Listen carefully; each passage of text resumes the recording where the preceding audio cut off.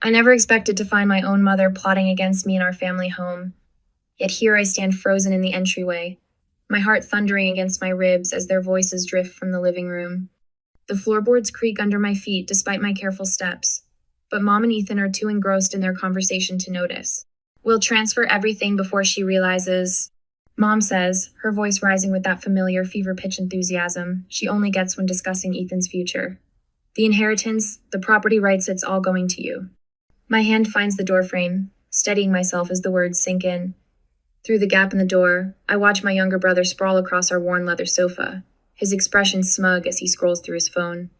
He barely glances up at Mom, who paces the room with animated gestures, practically glowing with determination.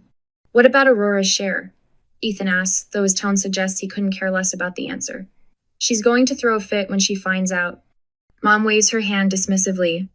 She'll understand that this is for the best. You're the one with real potential, sweetheart. Aurora's just drifting. No direction, no ambition. This money would be wasted on her. The words hit like a physical blow. I press my palm against my mouth, trying to contain the gasp that threatens to escape. The stained glass windows cast afternoon light in fractured patterns across the room, distorting everything in shades of blue and amber. How fitting that even the light in this house refuses to show things as they truly are. Besides, Mom continues, she's too soft, just like her father was, always letting emotions cloud her judgment. Dad. The memory crashes over me. Sunday morning breakfast, age 7, watching Dad collapse mid-sentence, his coffee mug shattering against the kitchen tile. The paramedics couldn't save him. Mom remarried David within 2 years, desperate for stability, and then Ethan came along. Everything changed after that. My vision blurs as I remember David's gentle encouragement when I made the basketball team. The way he'd attend every game while Mom was busy shuttling Ethan to piano lessons. You've got fire in you, kiddo, David would say. Don't let anyone dim that light. But David's gone now too, and Mom's obsession with Ethan has reached new heights. When are you planning to tell her? Ethan asks, finally setting his phone aside. After everything's settled, Mom replies, it'll be easier that way. Clean and simple. I step into the doorway, unable to contain myself any longer. Why wait? I'm right here. Mom whirls around, her face draining of color. Her mouth opens and closes like a fish gasping for air, the shock of being caught rendering her momentarily speechless. Ethan sits up straighter, his smugness morphing into a dismissive scoff that makes my blood boil. Aurora! Mom's voice shifts into that sickly sweet tone she uses when she's been caught in something unpleasant. We didn't hear you come in, sweetheart. How long have you? Long enough. My voice comes out steadier than I feel, stronger than all the times I've swallowed my hurt before. Long enough to hear you planning to steal my inheritance. That's not. Mom starts, but I cut her off. Don't. The word comes out sharp enough to make her flinch. Don't you dare try to justify this. Ethan stands crossing his arms. Come on, sis. You heard Mom. This is about putting the money where it'll do the most good. You're too emotional to. To what?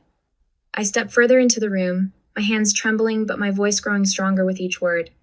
This isn't just about money anymore. It's about every dance recital Mom missed, every achievement dismissed, every time I was made to feel less than. To deserve my fair share, to be treated like an actual member of this family. Mom moves toward me, her hands outstretched in that placating gesture I've grown to hate. Aurora, please try to understand. We're only thinking about what's best for everyone. I back away from her reach, and suddenly I'm alone in the doorway. The space between us charged with decades of hurt and betrayal. Tears burn in my eyes, but there's something else there too, a fire I've kept banked for far too long. My hands clench at my sides as I face the two people who should have loved me best, who instead made an art of making me feel small. The afternoon light streams through the stained glass, painting shadows across the floor between us. In the silence, I can hear the echo of every lie, every manipulation, every moment I doubted my own worth. David's words ring in my ears. Don't let anyone dim that light. 20 years of trying to earn their love. 20 years of watching Ethan get every advantage while I fought for scraps of attention. 20 years of making myself smaller, quieter, less demanding. And for what? To stand here now and discover that even my inheritance, my last connection to Dad, is being stripped away. I lift my chin, meeting Mom's gaze. The weight of this moment presses down on me like a physical thing. I stand at the threshold of a decision that will change everything, stay and fight for what's mine, or walk away and finally free myself from their toxic grip. They're waiting for me to break, to cry, to give in like I always have before. But something has shifted inside me, crystallized by the raw truth of their betrayal laid bare before me. The question isn't whether to fight or walk away. The question is, am I finally ready to shatter every chain they've wrapped around my heart? The old desk drawer groans as I pull it open, sending dust motes dancing in the study's dim evening light. My hands shake as I reach for the hidden compartment David showed me years ago, a secret space behind the bottom drawer, where he kept his most precious documents. You never know when you'll need a safe place, he'd said with that gentle smile of his. How right he was. The family photo that guards the compartment's entrance has faded, the edges curling inward like withered leaves. Behind it, my fingers brush against something stiff and envelope, heavy with the weight of secrets. The family crest gleams dully in the fading light, embossed in gold that's lost its luster. My throat tightens as I unfold the document inside. Legal jargon sprawls across the page in precise lines, but certain phrases leap out like accusations. Sole beneficiary, transfer of assets, Ethan James Rivera. The lawyer's signature and notary stamp stare back at me, transforming suspicion into crushing certainty. Mom didn't just plan to steal my inheritance, Shesh already has. Memories assault me as I sink into David's old leather chair. Mom's dismissive laugh when I made the debate team. The way she'd zone out whenever I spoke about my dreams, her attention snapping back only when Ethan entered the room.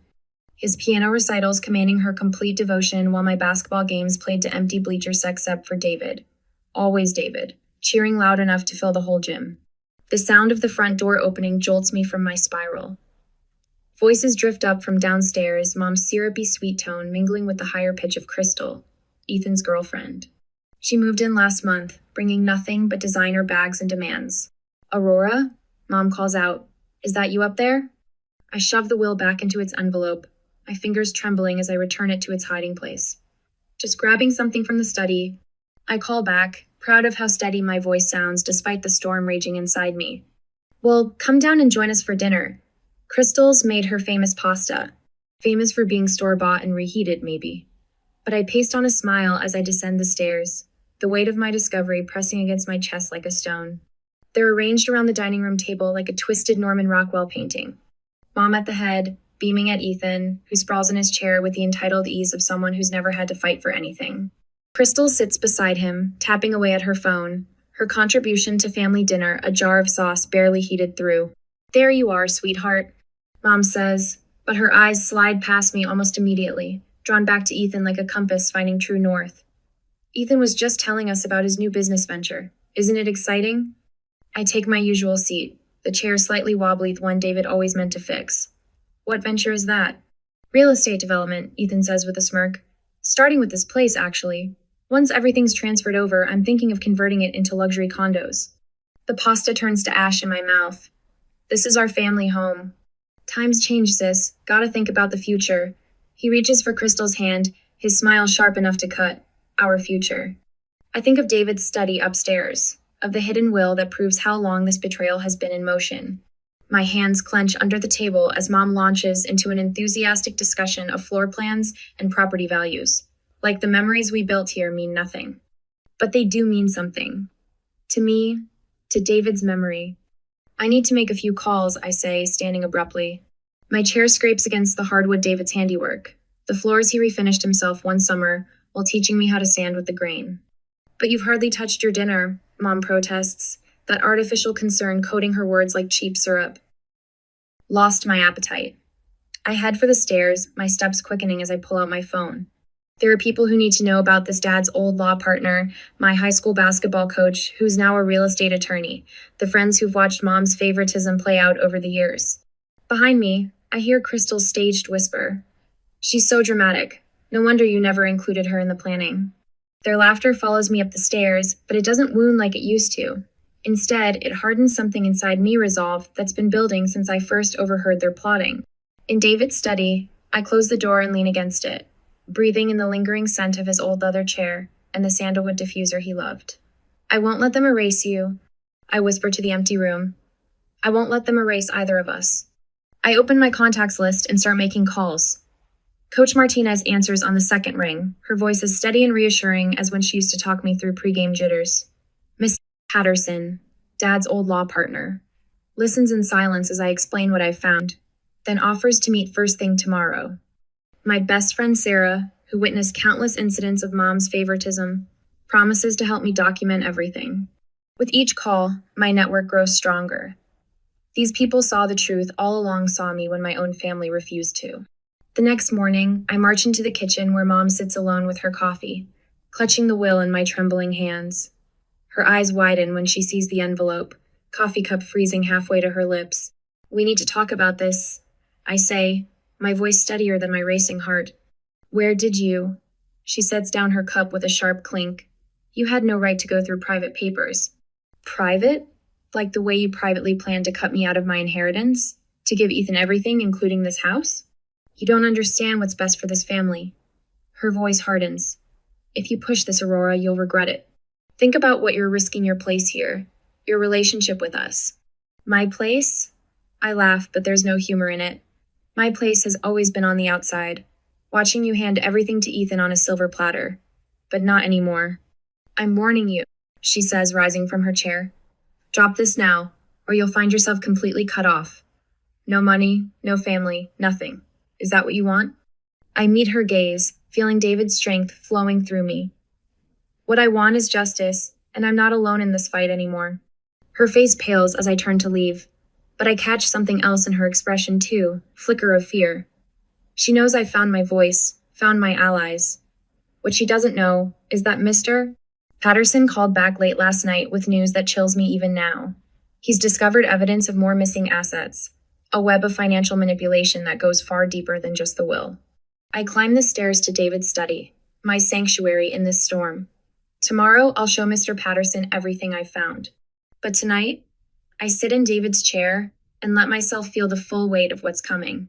The fight ahead will be brutal, but for the first time since I overheard Mom and Ethan's betrayal, I'm ready for it. Let them try to silence me now. I've got fire in me, just like David always said, and it's time to let it burn. The Metropolitan Convention Center blazes with chandeliers and self-importance as I slip through the crowd, a ghost at my own family's gala. Mom stands at the podium in her tailored Chanel suit, commanding the room with practiced ease. My stomach churns as her words drift across the sea of cocktail dresses and designer suits. "The future of our legacy," she announces, her voice carrying that knife-edge sweetness I've grown to dread, "rests in capable hands. My son Ethan has demonstrated the kind of vision and leadership that will guide our family's interests into a new era." Ethan lounges in his chair on stage, thumb sliding across his phone screen even as the crowd applauds. The casual disrespect of it makes my jaw clench. He doesn't even have to pretend to care anymore. Michael Anderson from Channel 7 News Street eps forward with his microphone, right on cue.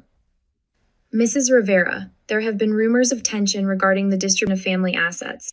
Can you address these concerns?" My fingers dig into my palm. Of course she planted this question. Mom never leaves anything to chance. Family transitions can be delicate. She meets my eyes across the room, her smile never wavering. But we must think of the greater good. Some members of the family lack the necessary focus to handle such responsibility. Better to concentrate resources where they'll be most effective. The crowd murmurs in agreement. I watch their heads nodding. These strangers so easily convinced that I'm the problem. That I'm the one who needs to be managed, contained, controlled. Ethan finally looks up from his phone. "Mom's always taught me that power comes with responsibility," he says, his voice carrying that practiced humility that makes my skin crawl. I take the family's legacy seriously. Unlike some people, I don't let emotions cloud my judgment. My father's words echo in my head.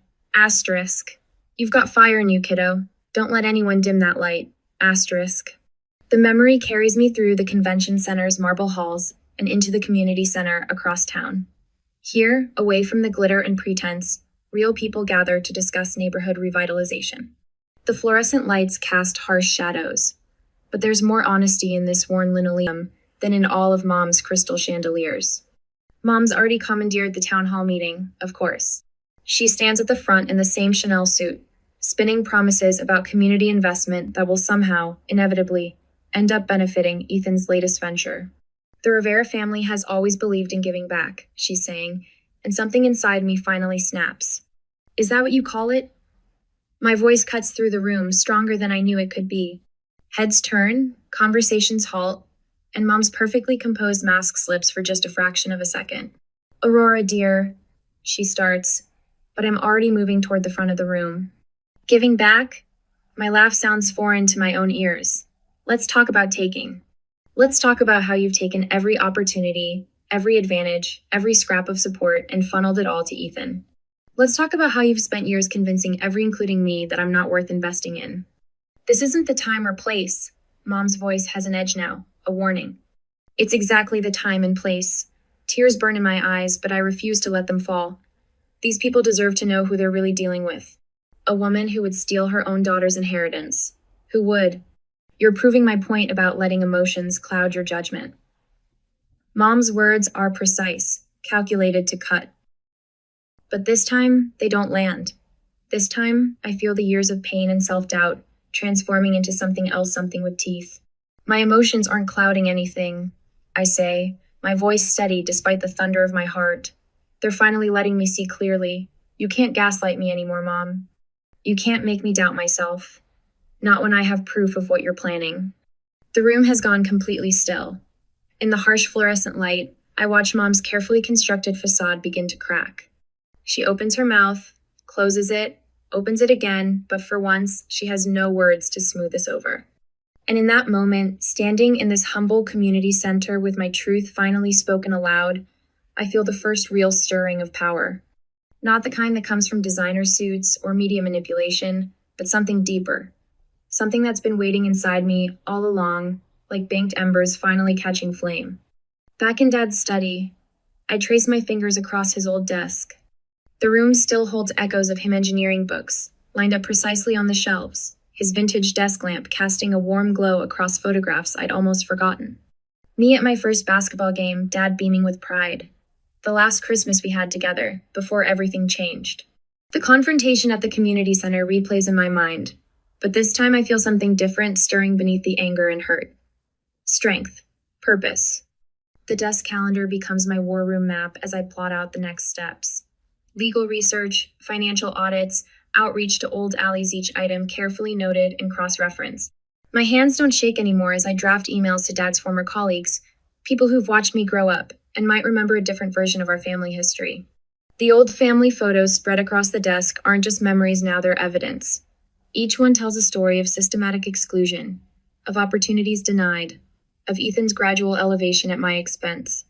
The storm outside matches my intensity as I work late into the night at First National Bank, poring over archived documents. My heart nearly stops when I find it a forgotten safe deposit box containing a contract I've never seen before. The legal language is dense, but one clause stands out with crystal clarity, a provision that could unravel Mom's entire plan. Lightning flashes outside as I dial Cynthia Ramirez, my trusted legal advisor.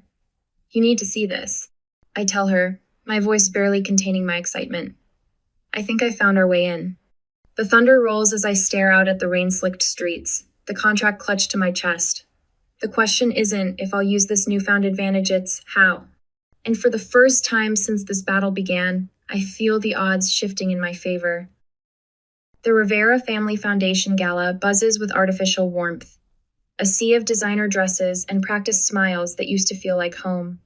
Now I see the cracks in every facade, the hollow performative charity that Mom cultivated for years. My black cocktail dress feels like armor as I wade through clusters of Seattle's elite, dropping carefully crafted hints like poisoned breadcrumbs. Oh, you hadn't heard about the donation discrepancies? I keep my voice low, intimate, as I lean closer to Margaret Chen, chair of 3 different charity boards. Her eyebrows lift slightly, the only tell in her Botoxed face. I'm sure it's nothing to worry about, though the timing of those transfers was interesting. I drift away before she can press for details, but I catch her immediately pulling out her phone. The murmurs will spread like wildfire. They always do in these circles. Across the glittering ballroom, I spot Cynthia Ramirez, my razor-sharp lawyer, discreetly passing folders to selected journalists. Her red stilettos click against the marble floor with quiet authority. When our eyes meet, she gives me the slightest nod. Phase 1. Complete. The champagne burns my throat as I take a measured sip, watching Mom work the room with Ethan trailing in her wake. Her coral dress matches the flush rising in her cheeks as she notices the shifted energy, the way conversations pause when she approaches, the subtle withdrawals that leave her grasping at empty air. My phone vibrates. Michael Anderson's message lights up the screen. Ready when you are. I check my watch. 20 minutes until his speech. Already I can see Mom's carefully constructed world beginning to fray at the edges.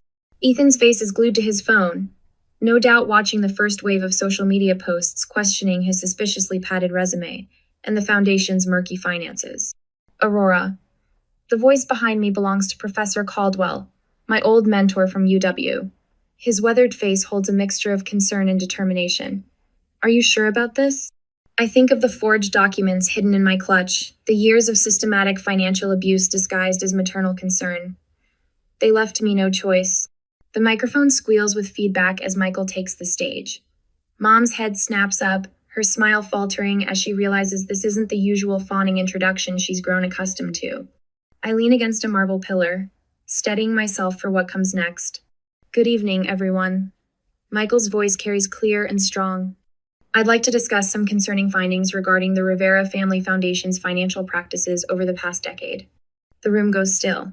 I watch Mom's face drain of color as Michael methodically lists off every manipulation, every fraudulent transfer, every instance of financial abuse she thought she'd buried. Ethan's phone slips from his trembling fingers, clattering against his champagne glass. This is outrageous! Mom's voice rises above the growing murmurs, shrill with desperation. She practically runs to the stage, snatching the microphone. These accusations are completely unfounded. Aurora is simply jealous of her brother's success. Is she? Professor Caldwell's voice cuts through the chaos. He steps forward, commanding attention with his distinguished presence. I watched you sabotage your daughter's academic career to funnel more resources to your son. I have documentation of scholarships mysteriously redirected, of opportunities blocked. The floodgates open. Other voices join in, each with their own story of witnessed manipulation. Mom's grip on the microphone turns white-knuckled as her perfectly curated image crumbles in real time. My phone buzzes again. Cynthia's email glows urgent on the screen. I step onto the terrace, the cool night air a sharp contrast to the heated revelations inside. The city's skyline sparkles below, indifferent to the implosion of my family's legacy. The attachment opens slowly, each second an eternity.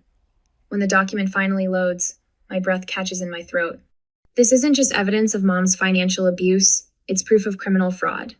The original version of David's will, unaltered, showing his intent for an equal split between Ethan and me. Beside it, Mom's clumsily forged version that cut me out entirely. Cynthia's message blinks beneath the damning evidence. If we act now, Linda could face legal repercussions. The choice is yours. I stare at the Seattle skyline, the weight of this final weapon heavy in my hands. Behind me, I can hear Mom's voice rising in increasingly desperate justifications. The foundation of her power is already cracking. One more push could shatter it completely. The question isn't whether to use this evidence. The question is, when will it hurt her most? The downtown Civic Center looms before me, its polished marble columns casting long shadows in the afternoon sun. Through the glass doors, I spot Mom at the podium, her designer blazer, a slash of crimson, against the wood paneling. My pulse quickens as I check my phone one last time. Michael Anderson's message confirms he's ready to live stream everything. I push through the doors, and the murmur of voices washes over me. The conference hall is packed with community leaders, journalists, and familiar faces from Mom's social circle. Ethan sprawls on a leather sofa near the podium, his attention fixed on his phone as usual. Neither of them notice me yet. The contractual stipulations are quite clear. Mom announces, her voice carrying that familiar note of authority that used to make me shrink. Any attempts to contest the distribution of assets will be met with immediate leaction from our team of... You mean the legal team that helped you forge Dad's signature? My voice cuts through the room like a blade. Mom's hand freezes mid-gesture. Ethan's head snaps up, phone forgotten. The crowd parts as I stride forward, my heels clicking against the marble floor. The stack of documents in my briefcase feels heavy with truth. Aurora. Mom's smile is brittle. This isn't the time or place for family discussions. Actually, it's exactly the right time and place. I set my briefcase on the podium beside her, maintaining eye contact as I click it open. Since you're so eager to discuss legal matters, Ethan rises from the sofa, his earlier smugness curdling into something darker. Sis, you're embarrassing yourself. Just leave before. Before what? I withdraw the first document, the signed affidavit from Thomas Chen, our former family lawyer. Before I show everyone how you and Mom doctored Dad's will. The paper trembles slightly in my hand, but my voice remains steady. Or maybe before I reveal the backdated property transfers, the hidden accounts. Gasps ripple through the crowd. Phone cameras rise like a wave. From the corner of my eye, I spot Michael's live stream setup, his camera trained on Mom's rapidly paling face. These are baseless accusations, Mom sputters, reaching for the affidavit. I pull it away, my movements deliberate. Everything I'm saying is documented. I face the crowd, drawing strength from their rapt attention. I have bank records spanning 10 years, witness testimonies, audio recordings of my mother and brother planning to divert my inheritance me father's legacy through a series of fraudulent transfers. You ungrateful little, Ethan starts forward, but Mom grabs his arm, her knuckles white. I've spent months building this case, I continue, my voice growing stronger with each word. Working with financial investigators, legal experts, even members of this community who witnessed years of manipulation and favoritism. Today, I'm not just reclaiming my inheritance. I'm reclaiming my voice. The room buzzes with whispers and the rapid-fire clicks of cameras. Mom's carefully crafted image of the devoted family matriarch crumbles visibly. I see it in the way her shoulders cave, in how her perfectly manicured hand trembles as she reaches for the podium. Aurora, please, she whispers, but the microphone catches it anyway. We can discuss this privately, as a family. Family? The word tastes bitter. Was it family when you told Ethan I was too emotional, too soft to handle my own inheritance? Was it family when you planned to strip away everything Dad left me while I stood in the doorway, listening to you plot against me? Tears burn in my eyes, but I refuse to let them fall. Not here. Not now. The stained glass windows of the conference hall cast fractured light across the floor between us, so similar to that day in our living room. But this time, I'm not frozen in shock. This time, I'm not backing down. Miss Rivera, Michael Anderson steps forward, his camera still rolling. Would you be willing to share more details about these allegations?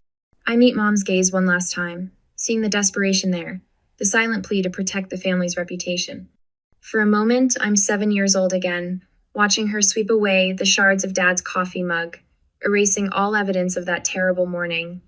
But I'm not that helpless child anymore. Yes, I tell Michael, opening my briefcase wider. I think it's time everyone knew the truth. In the front row, Cynthia Ramirez, my attorney, nods encouragingly. The documents we've gathered together over months of painstaking work lie before me, each page a brick in the wall of evidence we've built. As I begin to speak, I watch Mom and Ethan exchange glances, their empire of lies crumbling in real time. The truth, as they say, will set you free. But first, it burns. 2 weeks later, I stand in the Central District Court, my heart hammering against my ribs as Judge Marshall reviews the final pieces of evidence. Cynthia's presentation has been masterful, methodically dismantling every counter-argument Mom's lawyers attempted to construct. Given the overwhelming evidence presented, Judge Marshall's voice fills the courtroom. This court finds in favor of the plaintiff, Aurora Rivera. The attempted transfer of assets is hereby nullified, and all inherited properties are to be returned to their rightful owner immediately. The gallery erupts in muffled cheers. I exhale slowly, years of tension finally releasing from my shoulders. Mom sits rigid in her chair, her face a mask of disbelief. Ethan's already storming out the back door, his footsteps echoing through the courthouse. Outside, the afternoon sun bathes the courthouse steps in golden light. A crowd has gathered friends, supporters, even some distant relatives who finally saw through Mom's manipulation. Their cheers wash over me as I step into the light.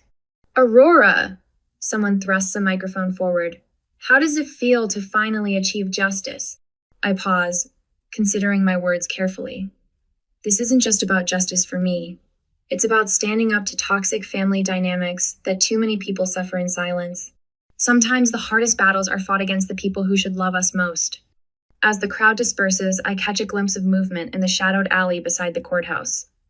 Mom and Ethan huddle together, their heads bent close in whispered conversation. Their eyes track me with a familiar calculation that sends a chill down my spine. I turn away, squaring my shoulders as I descend the courthouse steps. Let them plot, let them scheme.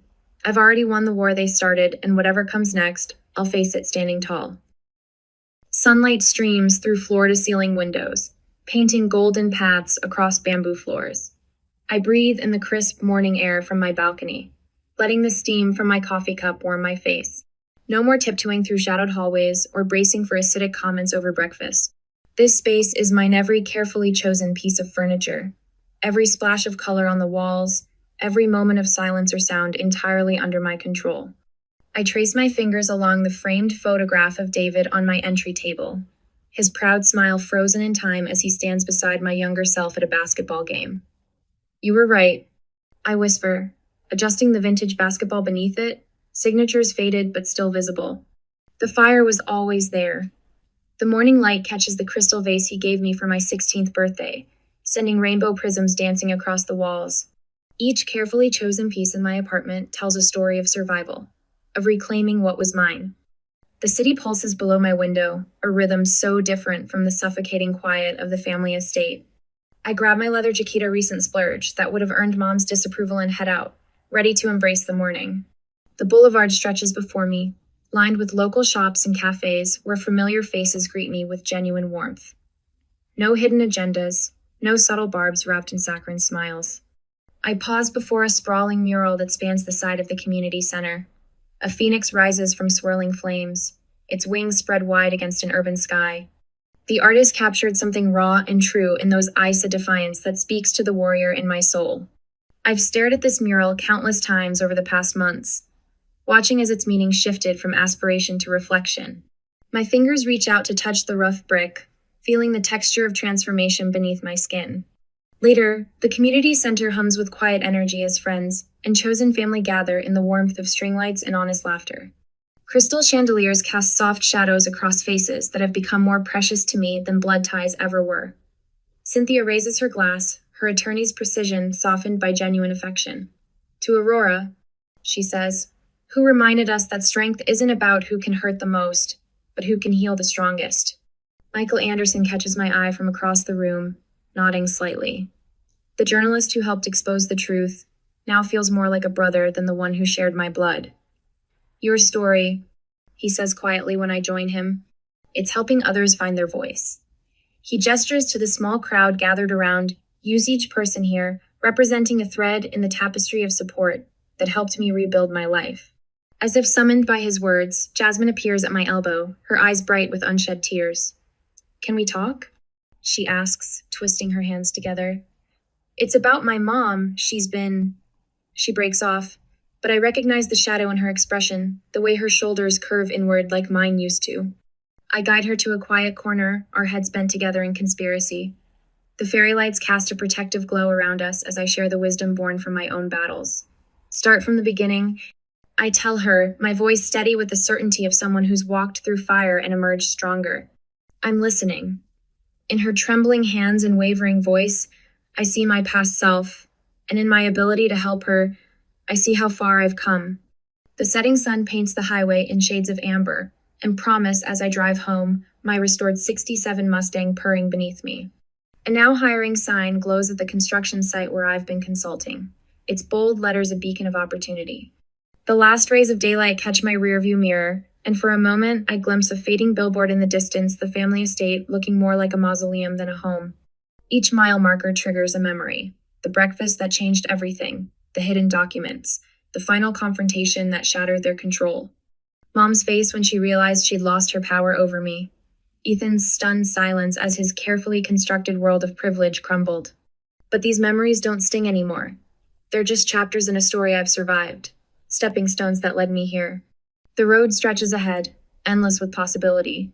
Something builds in my chest, not the old, familiar ache of betrayal, but something lighter, something that feels like freedom, like future, like flight.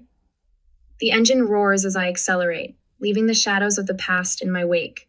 What bold new heights await? The question hangs in the air like a challenge, like a promise, like a phoenix's first taste of open sky.